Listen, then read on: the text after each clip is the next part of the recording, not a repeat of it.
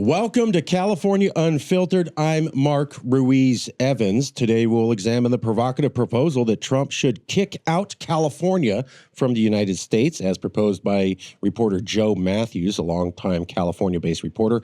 And we'll discuss The View's Sonny Hostin's criticism of Governor Newsom's podcast strategy with conservatives, and comments by other liberals about the governor's new podcast strategy and what it actually means.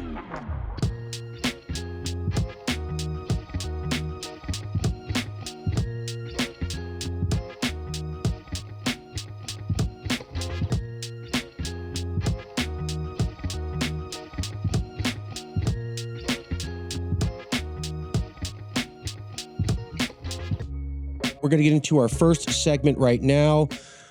Who is Gavin Newsom? Now, I've seen a lot of papers ask this question over the last week and a half, and I've had to ask it myself. In the CalExit movement, we've actually had a lot of intense conversations. Jason Wright, who's the chairman of the board, was pointing out a month ago that Gavin Newsom may not be the guy that we think that he is. And he said, watch. And I was watching, and then some other things happened. So just to go over this recently. So there were the Palisades fire. Trump criticized California for management. Trump said he wasn't sure he wanted to help Californians. And then Trump flew into California and didn't coordinate with Gavin Newsom. Gavin Newsom still went out to meet him, which politically makes you weak. So the guy tried to exclude you, and you still showed up at his tarmac when he flew here, even though he didn't coordinate with you. So that looks like you're bending the knee to him. Secondly, Newsom's been talking pretty nice about Trump last couple of weeks because he wants the federal money. And people say, hey, you got to get the federal money. Okay. But then there's some new things. So right after Donald Trump said that he's ordering all federal workers back to work, I think 5 days a week, Newsom issued an order saying he's ordering all state workers in California back to work. Now, here's the interesting thing. Newsom could do that, sure. But Newsom did it in the exact same way as Donald Trump, which is very un-Californian. So Newsom literally just put it out there to the news that he's going to order all the state workers back.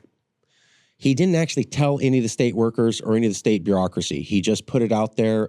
People in the California government who are high-ranking officials were literally sending emails going, I learned about it on TV just like you, and I don't know what's going on. I'll get a hold of you in 4 or 5 days when we know more.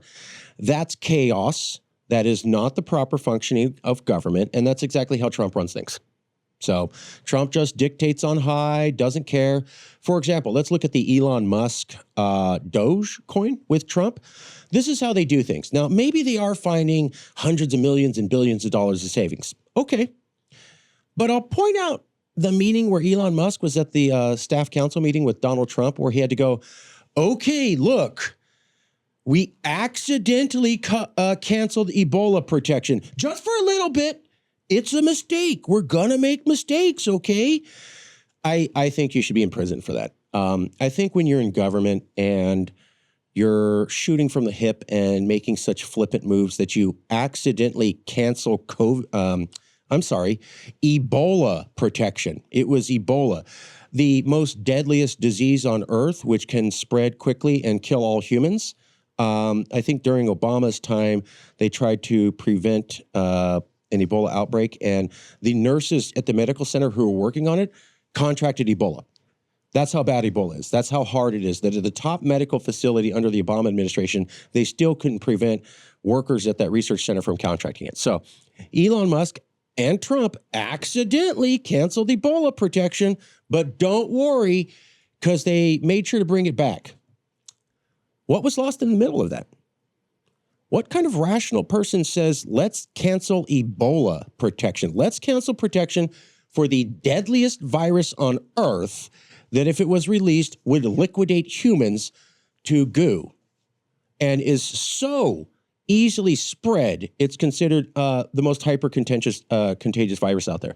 So, and you're the guy who accidentally canceled protections? How many people died from that? And then you're at a government meeting and your attitude is, whoops, I accidentally canceled Ebola. I've worked in government 25 years. That is not how you talk about a massive mistake. People could be dead. And your attitude was, hey, we're going to make mistakes. That's not the way a serious bureaucrat operates that. They would have been very serious, and they would have been wondering if they got people dead. He was kind of giggling it off. So don't believe me. You can watch the video where he did that. So that's the kind of way that Trump runs things. I'm not going to coordinate. I'm not going to do research. We'll make a couple mistakes. Oh, were they mistakes like, I don't know, canceling all funding for all nonprofits in America? Canceling people who run air traffic control centers so airplanes run into each other in head-on collisions, canceling Ebola protection so that people could die from the deadliest disease out there. Whoops. That's just, there's no room for debate. If you know anything about government, that is absolutely the way that you do not operate things. It's the way they do things in a failed Latin American democracy, and it's not. So Trump's been doing things that way in California, so they're used to it.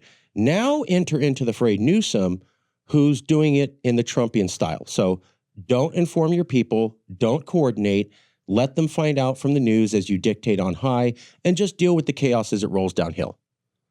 That's not proper functioning of government. He's never behaved this way before in his entire term as governor.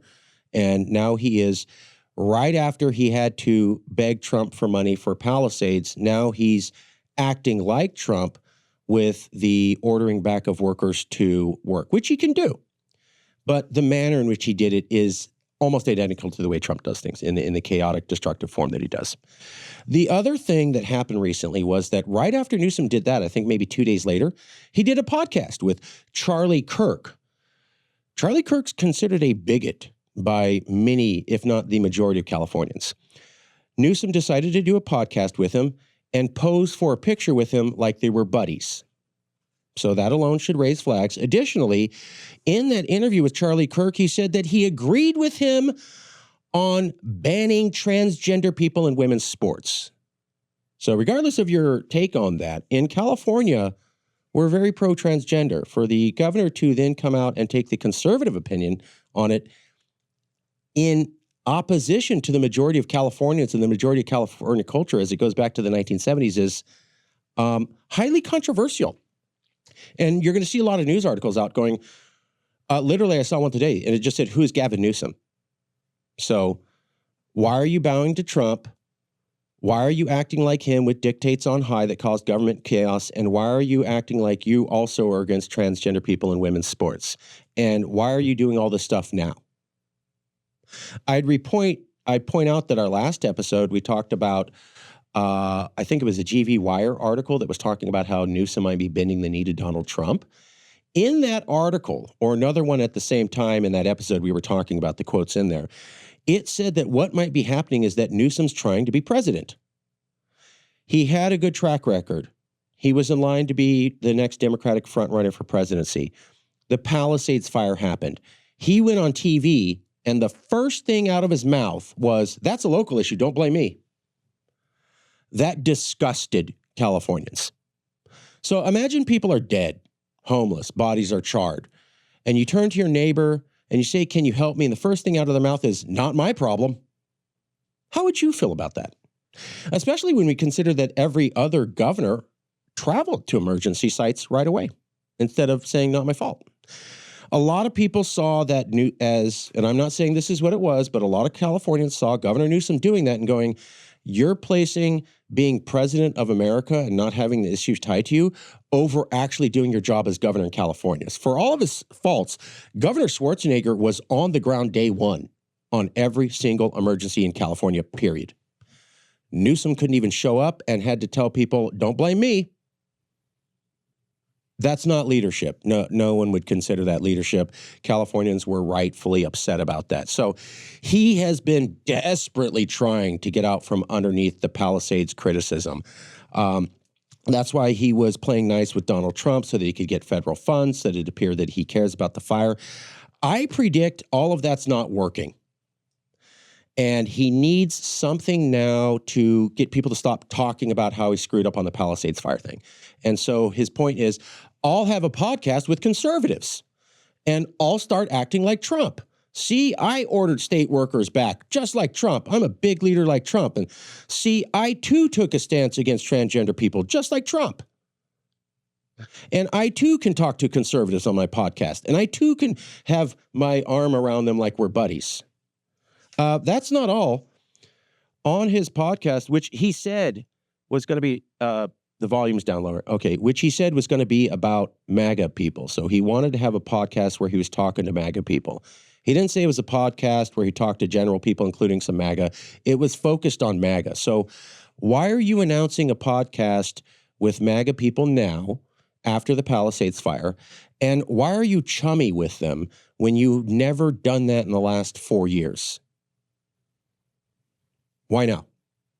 And why are you doing these actions that are the total opposite of the way that you have behaved every single month of your governorship until about a month ago when the Palisades fire thing took off? So this is why people are asking the Newsom. There's the Newsom here all this time. And then in the last month, boom, I have a different stance on state employees. I have a different stance on transgender. I have a different stance on Charlie Kirk. I have a different stance on conservative issues. Maybe what happened was you really screwed up with the Palisades fire and your term for presidency or run is over and you're grasping at straws to get the media to change the subject to anything so that you can still retain that position. And you're willing to engage in things that 2/3 of Californians feel are disgusting. So the overwhelming majority of California does not like the way Trump runs things, does not like his stance on social issues, doesn't back him and is anathema to him and really does not like this man. And in that environment, as the leader of California, you said, I want to act more like Trump. So that's what's going on. I'm not sure what's going on. I gave you my estimate. It does seem a little bit weird that the guy's been acting one way for years.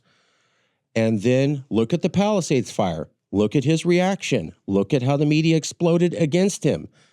That's not going. And then that right after that, then he was sucking up to Trump, and the media like GV Wire was talking about why is he sucking up to Trump? And then right after that is now the podcast announced with MAGA people where he's saying, I actually share your opinion on transgender. And I too am ordering workers back to work, just like Trump. So the pattern looks really close to something like, I really badly want to be president. That's most important to me. Damn, I screwed up on this Palisades thing. How can I make that go away? Oh, I can get a bunch of money for federal fire relief. Oh, that's not making it go away? Okay, well, let's do something really radical and challenging that's highly controversial, and everybody will talk about that. Trump orders all the workers back. Now Newsom orders all the workers back. Now Newsom backs transgender people being banned from girls' sports. New topics, new media. Now we can stop talking about the Palisades fire and how I screwed up on that so I can still be president. I don't have proof of that. I don't know. That's just my conjecture. What I can tell you is that the dates and the lineup and the consecutive nature of everything I told you is exactly what I presented. So he's been one man for multiple years. Watch how he reacted to the Palisades. Watch the public reaction to him then. Then you can watch how he reacted to Trump right after that. And then you can watch that the podcast was announced right after that. And then came the ordering the state workers back in the Trumpian fashion. And then came, I back you on transgender. So the timeline's very distinct.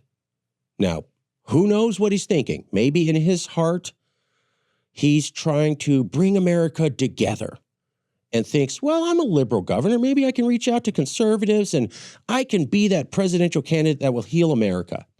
That could be what he's trying to do, possibly.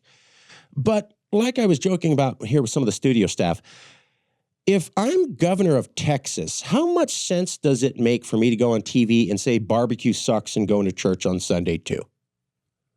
Should I really be governor of Texas? Should the people of Texas actually look at me as a governor when I take quintessential hardcore Texas values and I flip them on their head and say, that's what I think?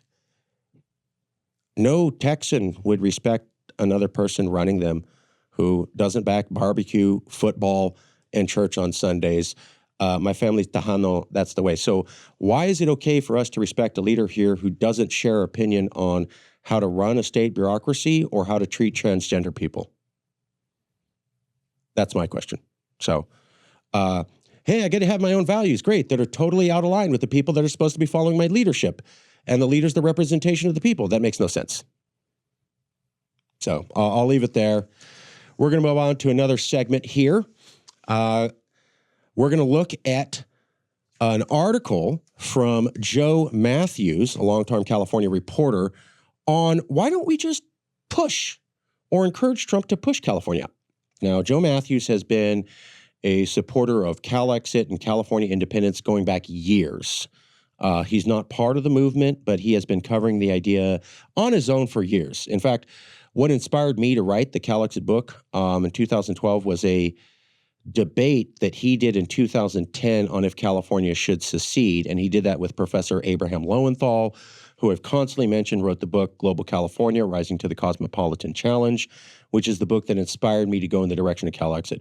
Abraham Lowenthal out of Long Beach State and the University of Southern California Schwarzenegger Center, named after Governor Arnold Schwarzenegger, wrote a book, Global California, where he said, it's just a financial loss for California to be part of America. There's no real financial benefit. He was at that debate with Joe Matthews in, I think it was 2010, many years ago, on if California should secede. So Joe's been near and dear to my heart, and he's been covering these topics. I've actually talked to him a few times very briefly in the past. And recently, he's come out with a new article, Joe Matthews, Deport California, February 22nd, 2025, originally printed in Zocalo Public Square. I believe that's where he's normally from. How do you get yourself thrown out of a ball game? The late Hall of Famer manager Casey Stengel, who was ejected from 40 Major League games, believed in blending persistence and obnoxiousness. You just got to argue with the umpire until he gets tired of listening to you.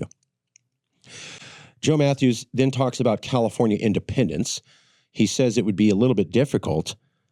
For example, Joe Matthews says, but there's no existing process in constitution or law for a state to leave the union. The United States, like a mafia, has procedures for admitting new members, but offers no method for exiting the enterprise. That's actually not true. So I don't blame Joe. A lot of people get this wrong. Joe's saying, well, it'd be really hard to secede legally because there is no process for secession and it would require a constitutional amendment. Both of those statements are completely not true. So we'll just go over it again real quick. Texas versus White is an actual Supreme Court case that talks about secession. It came after the Civil War. It was decided by Salmon Chase, who was personally appointed by Abraham Lincoln. Salmon Chase based the decision in Texas versus White off Lincoln's first inaugural address, which said you could secede with consent, basically. In Texas versus White, Salmon Chase says you can secede, quotes, with consent to the states. He does not say with the amendment process. So the question is, if the amendment process was around for about 170 years before Texas versus White was decided, why did they not say the word amendment process? Why do you say consent? You're a Supreme Court justice, and you secretly meant they must use the amendment process, but you can't use that word. You meant consent? That doesn't make any sense.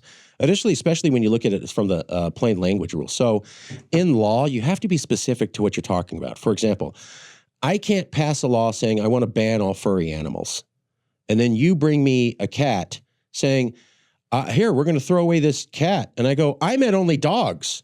You have to say dogs. You can't just go, in my heart, what I meant with this law was X. That's not how that works. You got to be specific so that people know what the hell they're arguing about later on. So if the court meant amendment, why did they not say it? They knew about it for 170 years. Why not just say it? A lot of people get this wrong. I don't blame Joe Matthews because what happens is the media routinely puts out articles saying secession's illegal, period. And they will not mention Texas versus White. I don't know why they do that, but that happens all the time, especially the last 3 weeks. Additionally, for the few articles that do mention Texas versus White, they will absolutely not mention that it says consent to the states, period. Again, I don't know why they do that, but they do. Finally, no article will mention that Erwin Chemerinsky, the top constitutional scholar in California and the most cited legal expert in all of America for the last 3 years, said that consent could be qualified for California with a simple majority vote of Congress. So you won't see those things printed, and they'll actually say the total opposite in multiple newspapers, and they'll have some lawyer back it up. That's all garbage and a lie. So Texas versus White does exist. The Supreme Court, the Constitution does say that for all legal decisions, the Supreme Court decides them, period. The Supreme Court did look at secession, and they did make a decision saying you can do it with, quotes, consent. Consent has never been defined. The only people under the Constitution and the entire American legal structure who could definitively define what consent means is the Supreme Court, period. So I also argue that they didn't mean amendment because they didn't say it. Secondly, Erwin Chemerinsky, top constitutional scholar in California, also said it doesn't necessarily have to be an amendment. It could be a simple majority vote. So Matthews is wrong about there's no process, and he's wrong about it takes a constitutional amendment. But I don't really blame him because there's so much misinformation, we'll say, for some reason about this point. However, I do totally agree with Joe Matthews' plan about how California could get kicked out of the union by Trump. Trump quotes, Trump has enormous incentives to get California out of the union. I agree. Deport California is a slogan Trumpians might put on a ball cap. Absolutely agree with him. How to convince Trump to kick us out? End quote. Well, actually, here's the full quote. How to convince Trump to kick us out? We must not let ourselves get pulled into many different smaller arguments in which we defend the laws from hundreds of different Trump attacks. That strategy is too defensive and scattered to threaten Trump. Instead, we need relentless, Stengel-style argument that attacks Trump directly with one message. You are not really the president. You are a thief, stealing power, data, and taxpayer dollars. Your constant violations of law put you in violation of your oath of office and thus void every decision you make. Since you are not the president, America does not have a president nor a government. Therefore, California cannot follow the orders of a fake government in Washington. It must declare an emergency and govern itself. Totally agree with that.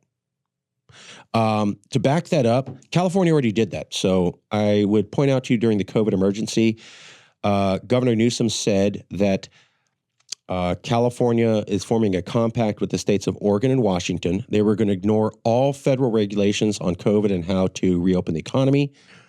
And then he said, we can do this because we're a nation state. And Newsom did that on an interview with Rachel Maddow, and he's widely celebrated in California. So what Joe Matthews is saying, just declare that we don't have to follow the federal government's orders because they're stupid or inept, or we don't really think they know what they're doing, or aren't really an authority figure worth respecting. We've already done that. Californians widely supported that. And Newsom kept calling us a nation state during the time, and people love that too. So just to back up Joe Matthews, we've already done what he's suggesting. I'll even back up Joe Matthews a little bit more. Here's the thing. California was already great at pissing off America. So I would point out to you a channel called Fox News and Breitbart News and Newsmax, all very conservative channels. On those channels, they'll routinely talk about horrible things Californians did. So when California decided to ban all of our college sports athletes from traveling to conservative red states that had, I think, a ban on LGBTQIA participation. So a bunch of red states, 18 to 25, I think, had a ban on that was affecting LGBTQIA people. California, in return, said there will be no state travel to those states for sporting events or anything. So they literally cut off politicians being able to go to those states, and they cut off sporting teams going to those states. That really pissed off America because it's a sports thing that everybody watches, and now half of America was told Californians look down on you and they don't even want to play basketball or football with you. That really upset people. The other thing was when California was pushing for the national, that abortion should be free across the country, and then they were spending money on commercial, billboard advertisement in Florida. So right after Trump repealed abortion, or the Supreme Court that he personally appointed did, Newsom spent money to advertise for abortion services in California free of charge to anybody from America in Florida. That really pissed conservatives off because they're like, hold on, you're going to spend your money to come all the way out to the middle of our red state and tell us that we are dumb and don't know what we're doing and we got it backwards and you guys are morally on a higher plane than us? Yeah, we will. That really upset them too. Whenever California politicians propose something radical, climate change legislation, transgender legislation, LGBTQIA legislation, gun legislation, and it's a California person on it, and it's a radical piece of progressive legislation, that also gets the entire country to hate us. Finally, Californians moving to other states is also a source of states hating us. Just type in Texas hates California, Oregon hates California. I think Washington hates California. There's a lot of states that don't like Californians, and the major reason is they've actually met them. So in the last 5-10 years, I'm sure you heard California lost a congressional seat because so many people have been flooding out of California. It's a huge amount of people. Those people have been going into other states, and generally the response is, we don't like you Californians Californicating our area, and we don't like you moving here. So we could have more Californians move to local neighborhoods and try to influence elections. We could have the governor start giving speeches moralizing the rest of America as inferior to us on a moral plane. We could ban California politicians and sports athletes from participating in red states and criticize them on the moral plane again. Or we could just start saying that we ignore federal regulations and we want to do our own thing. All of those would increase the temperature and get America to hate California even more. As you know, as we pointed out, Los Angeles Times did a poll last year, only about 6 months ago, and it showed 48% of Republicans across America, basically half, view Californian as, and I'm saying, quote, not American, end quote. We already have half the Republican Party hates us and views us as not fellow countrymen. It wouldn't be that hard to get that number up to 75%. We've already done things in the past that pissed off conservatives. We know exactly what that is. And we've already told Trump before and the federal government, we're going to ignore you and declare an emergency and do our own thing. So we've proven that we could do these things that Joe Matthew's talking about. And that means it's a very realistic plan, because if you've done it in the past and pulled it off, you can obviously repeat it. So my criticism about Joe Matthews being incorrect, saying there's no process for secession in the law and it requires a constitutional amendment, shouldn't be taken as any criticism of his larger point, which is the point of the whole article, which is California can act in an aggressive and aggrieved manner and become such an irritant to the Republicans that they will beg for us to get the hell out. It's very doable. I completely agree with Joe Matthews on that. Okay, now in our final segment, we're going to do an update on CalExit. So what's happening?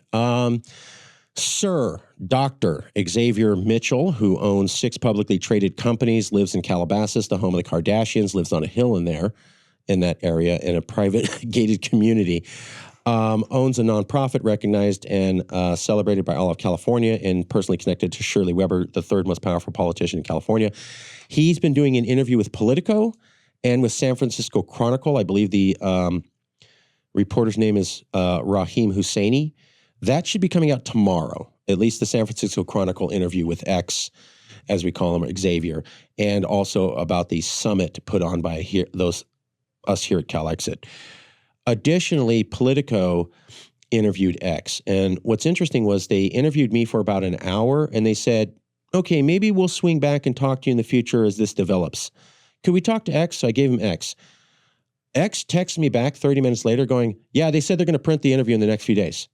They told me, we're going to get back to you and we'll see. It's a long time. They talked to X for 30 minutes and they're like, yeah, this is going to print. So that was Politico. That was their reaction after meeting X for 30 minutes. And then San Francisco Chronicle, the article's coming out, originally started with me, but a lot of it's going to be on X. I predict, I should say, what's called the second idiot theory. So it's also called the bandwagon effect. It's a sociological term. So basically, if there's a video, I'm still trying to find it, but it's the best example ever. There's a park, and it's an open-air music festival, and you got about 200 people lying on the grass just listening to the music. All of a sudden, one guy stands up, and he walks off to a little bit of an open space, and he just starts dancing weird, and everybody's looking at him. The other 200 people sitting on the grass are looking at him going, look at this guy, weirdo. 15 minutes later passes. All of a sudden, one, and I mean only one, only singly just one other person stands up, walks to that guy, and starts dancing. Within 15 minutes later, half of the crowd now is dancing. It's called the bandwagon effect. So basically in the human mind, when you see one person do something unique and bizarre, that could be weird, dangerous. You got to take us back to caveman days. What are you doing eating a fish? We eat land animals. That's weird. Okay, but then I see another human go up and do it. Suddenly it's not weird anymore. It's okay to participate.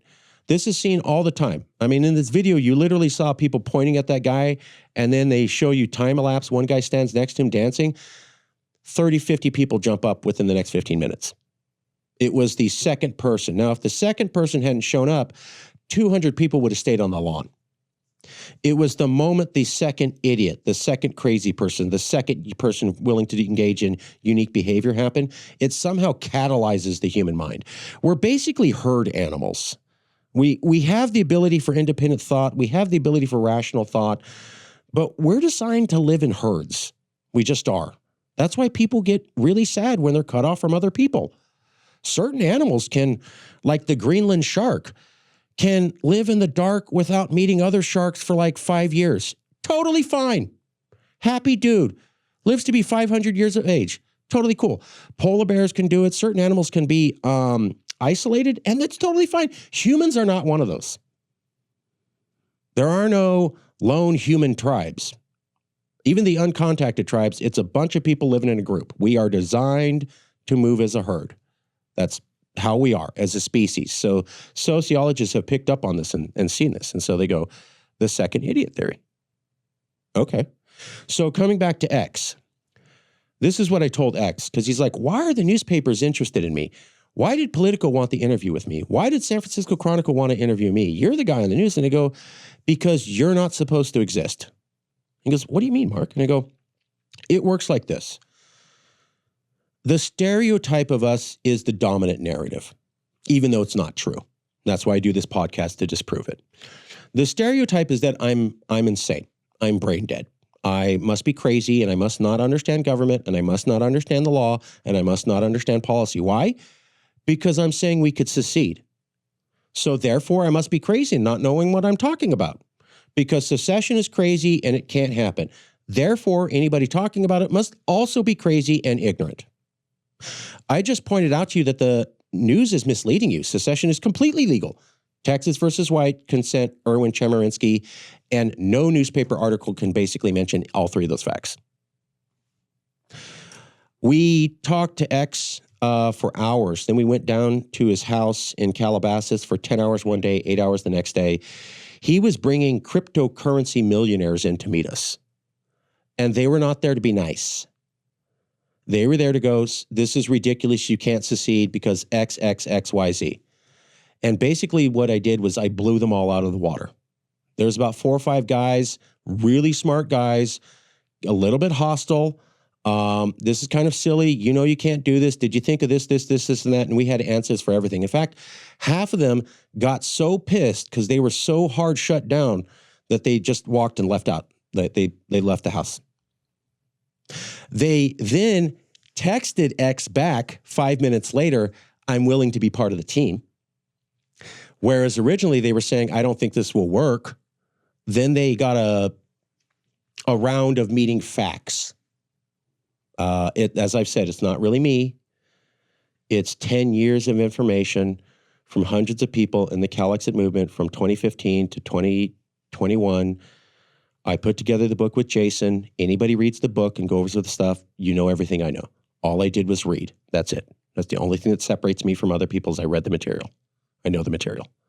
So we met one millionaire, then another millionaire, then another millionaire, then another millionaire, then another guy who got his degree out of Harvard business or something and was now, he ran,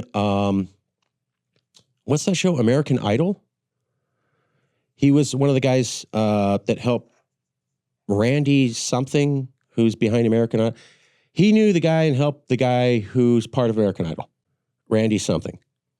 Anyways, so we were meeting some people who had connections and power and structure and stuff. And, you know, they were all asking tough questions and we just knocked them out of the park.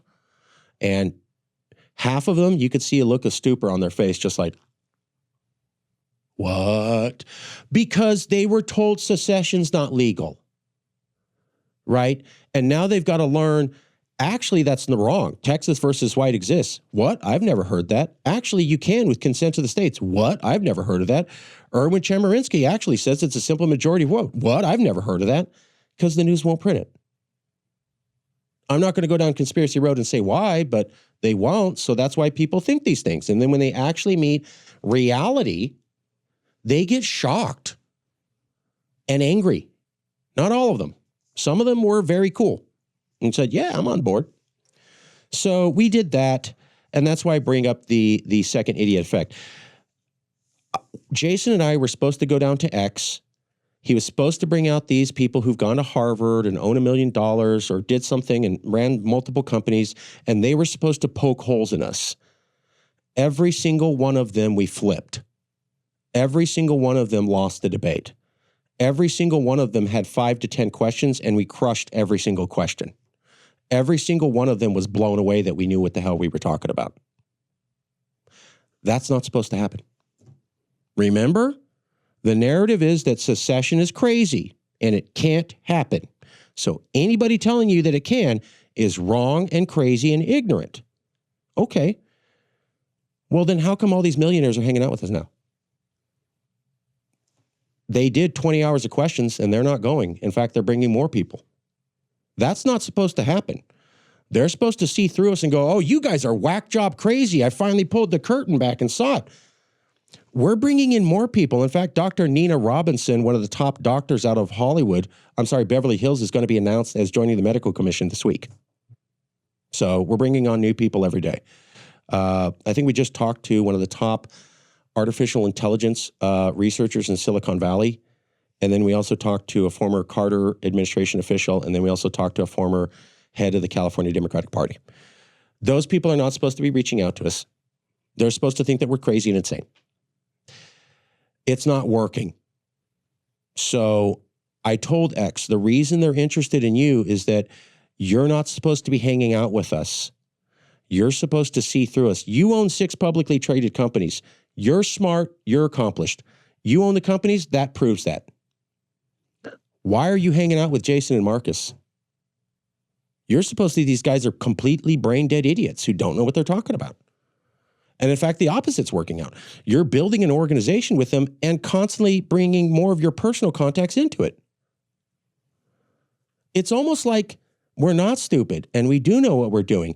Yes, Randy Jackson, that guy. So the guy I knew was X's good buddy, and he went to Harvard for his business degree, but he was already in Hollywood, and then he did that and started some other TV shows. So I'm just pointing out these guys were connected. They were very smart. We're talking smart people. Like this guy went to Harvard, okay? And these other guys were millionaires of their own doing. And all of them had every single objection they had crushed. So I was telling X, look, I'm not supposed to be doing that. You're not supposed to be hanging out with us. That's what the news finds interesting. They like something novel that doesn't seem to exactly make sense. Why is this successful multimillionaire hanging out with crazy secessionists? Don't you know they're crazy? Him hanging out with us puts the theory out there that maybe we know what we're talking about and we're rational and intelligent and we're doing it the right way. And maybe there's something you, the reader of that article, doesn't know. And that's why the millionaires are hanging out there. And that's why Politico was interested immediately. And that's why San Francisco Chronicle was interested immediately. It's counter-narrative, not supposed to happen. I predicted that if I'm right, and that's the reason those 2 newspaper articles interviewed him, my other further prediction based upon that would be that additional millionaires will literally fall out of the sky. The second idiot theory. Millionaires hanging out with the CalExit guys. He's run 6 publicly traded companies, a nonprofit, and he's friends with Shirley Weber. Maybe there's something I'm not seeing. I too am a 1%er. I too have contacts in Hollywood, Silicon Valley, technology, agriculture, major industry. I too am a Californian. I too have money. And I too am scared of Donald Trump and how he shows that America's falling apart. If I'm right, when those articles come out, there's going to be massively more 1%ers, highly connected people, and really rich people literally falling out of the skies because they're going to be the second idiot.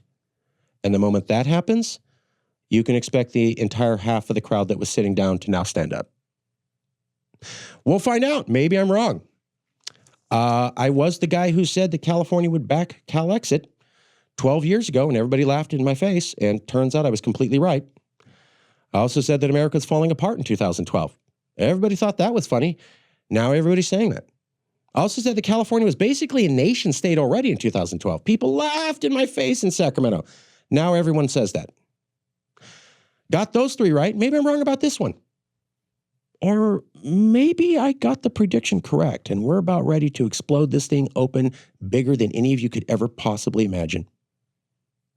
We'll leave it there. Who knows? Stay tuned and we'll discover the future together.